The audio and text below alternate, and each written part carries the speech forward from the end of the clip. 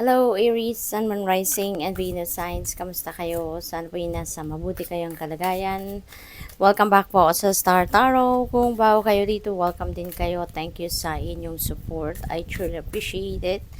God bless you all, Aries. Pauna mensahe ninyo for today. We have the King of Pentacles, we have the Page of Pentacles. Ayan, sa puro Pentacles, puro kaperahan, trabaho, career, yung ganon, ano. Sa King of Pentacles, this is abundance. No? This is abundance and prosperity coming your way. This is additional wealth coming your way, yung ganon. Probably, ang iba sa inyo dito nandoon na sa position we're in, financially secured na kayo, financially stable na kayo, yung ganon. This is King of Pentacles kasi yayamanin na, kumbaga, nasa tugatog na siya ng tagumpay pagdating sa kanyang money, career, and finances. Kaya, maaaring ang iba sa inyo, nandoon na din, no, sa puntong yun sa buhay ninyo. Or baka, kung hindi man, baka papunta na kayo. No, maybe that is, ito yung target ninyo, yung position ni King of Pentacles, maaaring ito yung tina-target ninyo, ito yung ine-envision ninyo, and you are on the way to it, no?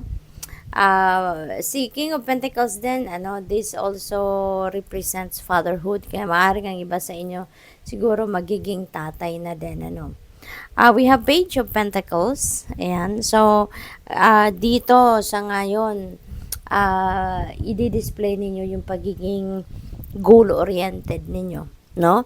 Ngayon, you are going to display that quality at saka kayo ngayon, magsisikap, no? Magsisikap talaga na marating ninyo kung ano man yung mga ambisyon ninyo, ano man yung mga dreams ninyo, yung mga pangarap ninyo, yung gusto ninyong ma-manifest sa buhay ninyo. You are going to you're going to do anything and everything in your power, no? Para makamit ninyo yan.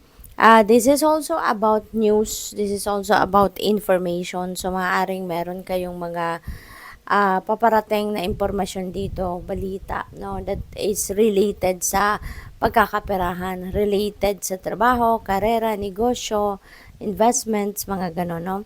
Any kind of opportunity na related doon sa pera.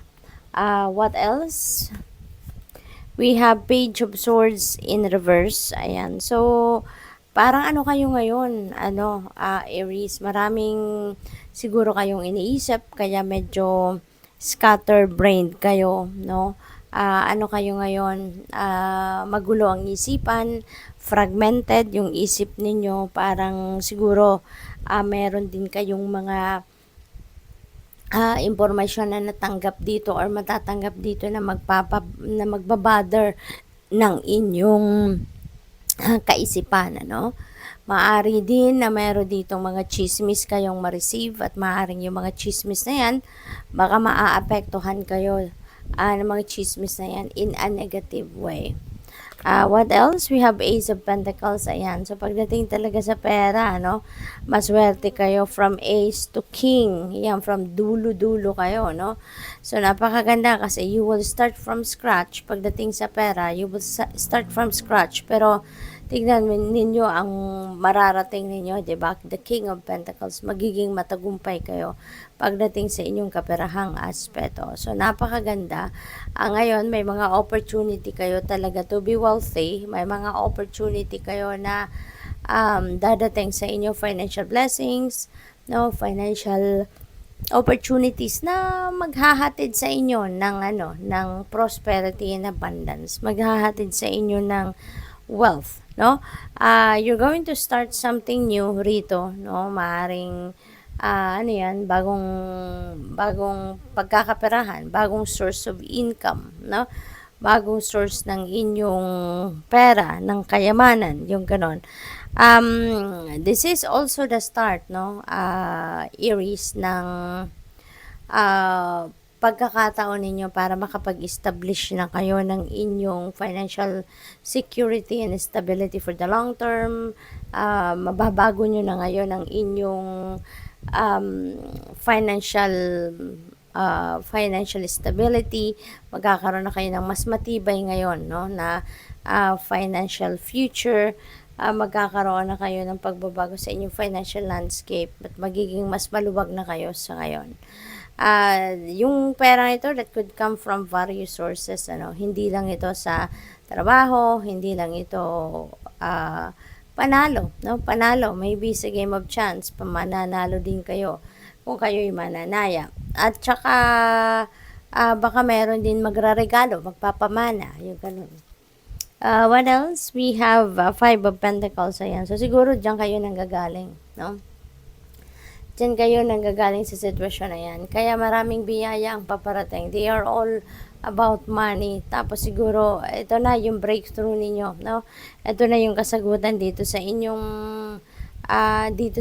problema, pangkaperahan, ano? So, that is really beautiful kasi magkakaroon na din kayo ng solusyon sa inyong problema pangkaperahan. Kasi baka nagkaroon kayo dito ng mga financial constraints, financial obligations, yung gano'n, ano? Pero ngayon, sa dami ng financial opportunities, yan ay magkakaroon na ng kasagutan. We have 7 of Wands. Ayan. So, meron ditong parang tawag dito, nasa defensive mode kayo. Dahil siguro sa swerte ninyo sa pera, marami siguro naiinggit sa inyo, Aries, no? Baka maraming nakabantay sa inyo, tinitignan, inoobserbahan kayo, 'di ba? Pero maswerte kasi kayo ngayon sa pangkaperahang aspeto, kaya maaring maraming naiinggit sa inyo. Maybe they are trying to take you down kung nasaan ka man ngayon, ano man ang inyong posisyong kinalalagyan sa ngayon. Kaya nasa defensive mode kayo. Sumugod kayo, no, kung sa tingin niyo kailangan. Pero kung sa tingin niyo waste of time ang gagawin ninyong yan, ay step back na lang kayo. Hayaan niyo sila, ipagdasal mo na lang sila, 'di ba? We have 4 of Pentacles. So this is also about money.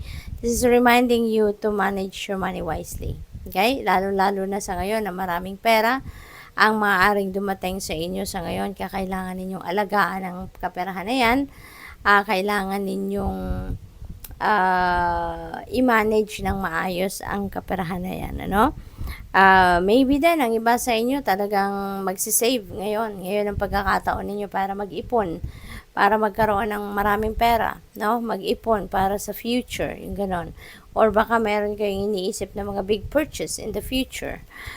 We have 5 of Swords in reverse. Ayan. So, maganda rin ito, no? Kasi, kung meron kayong hindi pagkakaintindihan with another person, kung meron kayong disagreement, no? Away, conflict with another person, now is the time na magkakausap na kayo. Maaring mag-reconcile na kayo rito, maaring magkausap na kayo at mag-compromise, yung gano'n. So, ang importante, magkakabati na kayo. Ang importante, mababawasan na ng bigat ang inyong dibdib, okay? So, good luck. Thank you for watching Love and Light. Namaste.